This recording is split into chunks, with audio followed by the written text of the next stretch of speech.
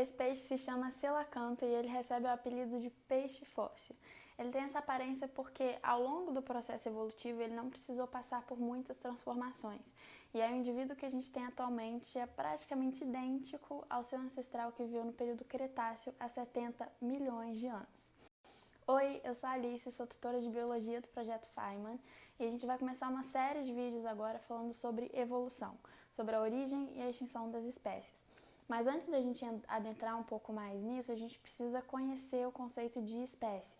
A gente tem várias definições atualmente, tá? Mas a mais aceita é de um cara chamado Ernest Mayr.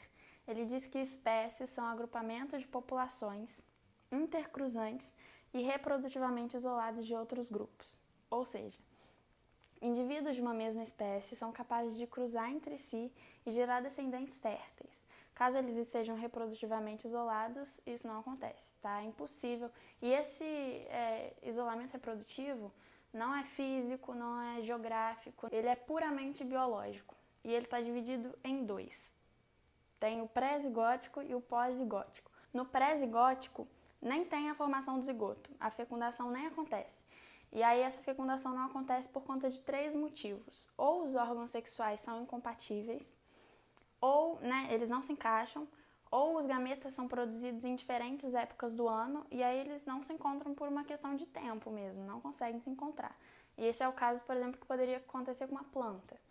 Ou, por último, por falta de atração sexual mesmo, por uma questão de comportamento, eles não se atraem e acabam não tendo contato sexual. E aí tem o pós-zigótico também, que acontece que o zigoto é formado, só que ou esse zigoto não se desenvolve e não consegue nascer, ou esse zigoto se desenvolve, mas nasce natimorto, ou ele se desenvolve e nasce, só que o híbrido é estéril. E aí não perpetua, a linhagem acaba ali. É o caso do burro, que é o filhote de um cavalo com jumento, né? Ok, agora a gente pode pular para o conceito de evolução. Elas contrapõem aquela ideia antiga, cientificamente falando, tá?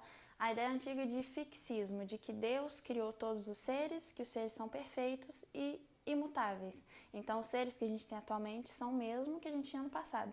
Só que, ao longo do tempo, a gente foi recolhendo evidências científicas, né? E hoje a gente sabe que as espécies se modificam, sim, ao longo do tempo. E essa transformação acontece a partir de modificações genéticas das populações. Ou seja, ao longo do tempo vão surgindo novas características e formando indivíduos diferentes, né? Só que essas características a princípio são muito sutis.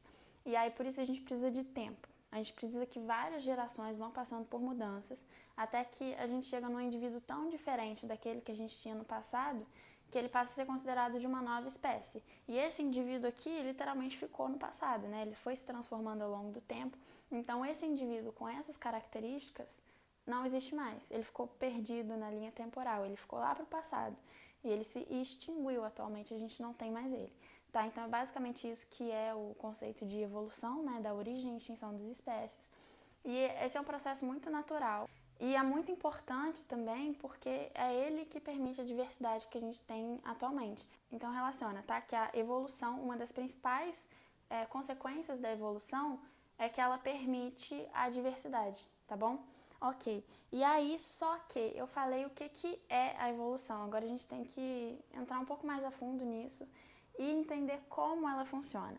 E aí a especiação explica isso pra gente. A gente tem basicamente 2 tipos de especiação, sendo que uma é a alopátrica e a outra a simpátrica. Na simpátrica, a gente tem o surgimento de novas espécies, né, a partir de uma, sem que haja uma barreira geográfica separando as 2 populações que no futuro vão virar 2 novas espécies, né?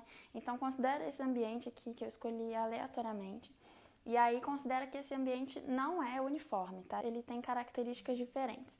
E aí considera que 2 populações se intercruzam, só que ao longo do tempo elas vão desenvolvendo características favoráveis ao seu ambiente, né? Então elas vão se diferenciando, elas vão ficando diferentes uma da outra, ao ponto de que vão perdendo contato e tal, e aí se tornam reprodutivamente isoladas em algum momento, tá? Isoladas. E aí a gente tem a alopátrica também, que consiste em uma barreira geográfica ali separando essas 2 populações que perdem totalmente o contato. Pode ser um rio, pode ser sei lá, um meteoro que caiu ali no meio das duas e elas perderam o contato. E aí elas, né, não têm mais contato, começam a se diferenciar também e se isolam reprodutivamente. Gente, é basicamente isso que eu tinha para falar nesse vídeo. Qualquer dúvida podem deixar aí nos comentários ou podem mandar nas nossas redes sociais também. E, enfim, foi um prazer, espero ter te ajudado de alguma forma. Se você gostou da proposta do nosso projeto, se inscreve no canal. Se você gostou do vídeo, dá uma curtida também. Se tiver alguma sugestão, pode deixar pra gente. E é isso. Muito obrigada e bem-vindos ao nosso canal.